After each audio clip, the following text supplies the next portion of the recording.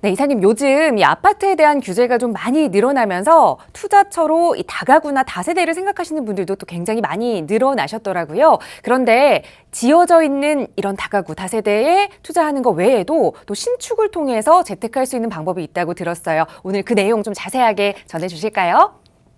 네, 오늘은 노후주택을 매입하시거나 아니면 노후주택을 보유 중이신 이 시청자분들께서 상당히 많으신데요.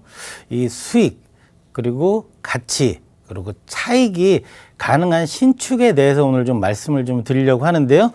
그래서 오늘은 다가구 주택 및 다세대 주택 신축 시 비교 및 부지 선정 방법에 대해서 좀 말씀을 드리도록 하겠습니다. 우선 최근 가장 가격이 많이 오른 부동산은 많은 시청자분들께서는 새 아파트나 재개발, 재건축 아파트를 생각을 하시는데요.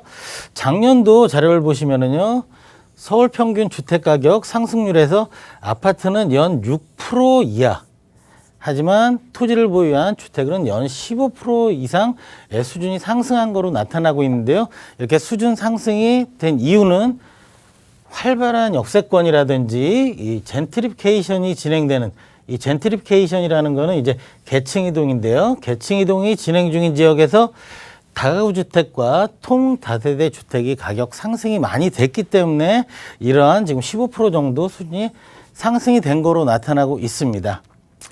그렇다면은 이러한 다가구 주택과 통다세대 주택의 매력은 어떤 게 있는지, 다양한 그 매력이 많지만 우선 세 가지 정도로 크게 나눠서 말씀을 드리면은요, 이렇게 토지 보유를 통해서 지가 상승에 의한 차익 실현이 용이합니다. 그래서 오피스텔 등 상대적으로 낮은 임대 수익률인데요. 저희가 신축을 통해서 이런 낮은 임대 수익률 개선을 할 수가 있고요. 거주와 임대 수익을 동시에 실현 가능하다. 거주와 임대 수익을 동시에 실현이 가능한 신축이 되겠고요. 그래서 직접 건물 관리가 용이합니다. 또 희소성에 의해서 이 보유 가치가 상당히 높다. 주택 유형 중에서 서울 보면 아파트 비중이 약 70% 정도인데요. 부동산의 가장 큰 특징인 부증성으로 인해서 희소성에 의한 보유 가치가 높다. 이렇게 해서 좀 매력 포인트 정리를 좀 해드렸습니다. 그렇다면은 이제 다가구 주택과 다세대 주택 신축을 할 때 어떠한 차이점과 장단점이 있는지 좀 말씀을 드리도록 하겠습니다. 다가구 주택으로 신축 시 장점은 1주택이다. 단독주택이죠. 단독주택이기 때문에 1주택이다. 그리고 주차장 요건 완화를 받을 수가 있다. 이런 부분이 좀 장점이고요. 단점으로는 만약에 신축을 하실 때 대출을 활용 시에는 낮은 전세 가격, 그러니까 낮은 보증금으로 운용을 하셔야 됩니다. 그래서 낮은 보증금으로 운용을 하셔야 되고요. 높은 취득세율, 그리고 종부세 대상 가능성이 있습니다. 그리고 신축 시에는 재개발 지역이 아니었지만 신축 후에 그 지역이 재개발 지역으로 될 경우에는 가격 하락이 상당히 우려가 되는 부분이 있고요. 층수 및 세대 제한이 좀 있다. 이렇게 해서 좀 단점 말씀해 드렸고요. 다세대 주택으로 신축할 시에는요, 장점으로는 전세, 월세를 시세에 맞게 운영하실 수가 있습니다. 그리고 가장 중요한 차이점인 황금성 측면에서 유리한데요. 황금성이라는 거는 다가구 주택 같은 경우에는 전체 호실이 돼 있어서 구분 판매가 어렵지만, 다세대 같은 경우에는 여기가 101호만 따로 별도 판매를 할 수 있고, 별도 501호 따로 판매를 할 수 있기 때문에 황금성 측면에서 상당히 유리하다. 좀 이렇게 말씀을 드릴 수 있겠습니다. 그리고 장점으로 주택임대 등록 시 절세, 취득세, 보유세, 절세가 가능하고요. 타 자금을 활용한 소액 투자가 가능합니다. 타 자금이라는 거는 이제 전세 에버리지라든지 대출을 활용하시면은 소액 투자가 가능한 매물이 되겠습니다. 단점으로는 임대사업 미등록 시 이제 다주택자가 되시는데요. 이 해결 방법은 그냥 임대사업을 등록하시면 해결이 되겠습니다.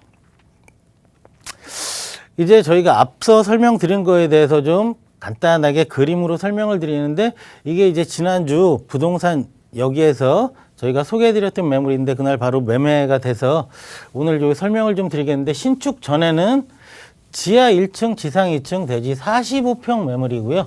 2천만 원에 월 130만 원 정도밖에 수익이 안 나오기 때문에 상업시설이라든지 오피스텔에 비해서 상당히 수익률이 낮았었습니다. 근데 신축을 했을 때 다세대든 다가구든 지금 이제 본설계가 들어가고 있는데요. 이걸 보시면은 보증금 한 10억 6천. 전체 미입주하게 되면은 10억 6천 정도가 들어가기 때문에 투자금 한 5억 정도에 월 240만 원. 상당히 높은 수익률로 올라가는 것을 신축을 통하면은 올라갈 수 있다는 것을 저희가 알 수가 있습니다. 그래서 좀 정리를 해드리면은요. 이 다세대 주택으로 신축이 다가구보다는 현재 절대적으로 유리하다. 좀 이렇게 말씀을 드릴 수가 있겠습니다. 단 주택임대사업자 등록을 전제로 해서 다세대 주택 신축이 절대 유리하다고 좀 말씀을 드리고요. 자, 임대차 경쟁력과 총 투자비 관점에서 유리하다. 이렇게 좀 말씀을 드리고요. 지금 베스트 신축 부지 선정 방법 6가지 마무리로 좀 알려드리면요. 역세권, 발달할 수 있는 역세권, 배후 주거지라든지 상당히 가능하고요. 역세권 주변 지역 지가가 당연히 상승하겠죠. 지가 상승 지역. 그리고 세 번째로는 토지 모양을 들 수가 있는데 자료형보다는 일단 잘생긴 토지 필요합니다. 그리고 갇혀있는 토지 안 되고요. 그래서 토지 모양 상당히 중요하게 생각하셔야 되고요. 이런 부분이 좀 가능하면 가장 중요한 부분인데요. 대부분 평균적으로 6m에서 한 8m 정도 도로가 다세대 신축할 때 가장 좋지만 최소 4m 이상은 돼야 됩니다. 그리고 저희가 선정한 부지 앞에 북쪽에 도로가 있는 게 또 가장 좋고요. 이건 뭐 당연한 건데 종상향이 예상되는 지역 아니면 종상향 예상 지역 바로 부근 지역에 토지를 매입하시면 당연히 지가도 상승하기 때문에 덩달아서 가치가 상당히 높게 상승이 될 것으로 보여지고요. 6번째, 젠틀리피케이션이 진행되고 아니면은 진행 중인 아니면 예정 중인 지역에 매입을 하시게 되면은 절대 실패하지 않는 신축 사업이 되겠습니다. 그래서 오늘은 다가구, 다세대 저희 신축 시 비교 사항과 그리고 좋은 토지 선정 방법 6가지에 대해서 말씀드렸습니다.